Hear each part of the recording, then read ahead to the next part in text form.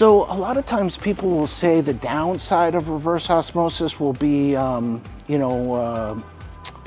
dead water or acidic style water. One of the things that EcoWater is really good at is research and development. And so the EcoWater membrane does let a little bit of minerals through, and they can do that on a microscopic level with the membrane and how they manufacture that. So when you take a reverse osmosis, push the water through it, you can refine that water all the way down to almost zero total dissolved solids, right? So the lower the total dissolved solids in the water, the more distilled the water would be. Distillation is actually done with steam, but when you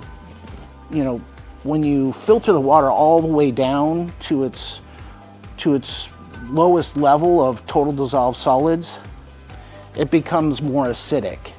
And humans usually like to run at that mid-level on their pH or alkalinity in their body. The pH scales between 1 and 14, and humans like to run at 7, right? And so EcoWater tries to keep that water at around 7. We do have alkaline filters. So that's the one thing about about reverse osmosis water out there in the market.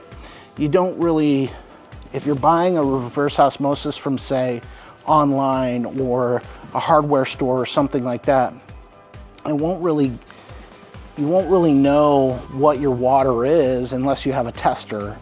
The one thing about EcoWater is that we do testing of our equipment. We have a quality control department in manufacturing, and so they'll test those filters, they'll test those membranes for every manufacturing run they do to keep it all consistent. So once you buy an EcoWater system, test the water, it's at that mark, then you'll know when you get your filters, it'll be at that mark. So that consistency for EcoWater branded equipment, obviously we want to drink pure water. So the advantage of having a reverse osmosis is purifying the water. California's water is, we talked about PFAS, right? And those contaminants are forever in the water. So reverse osmosis takes that stuff out.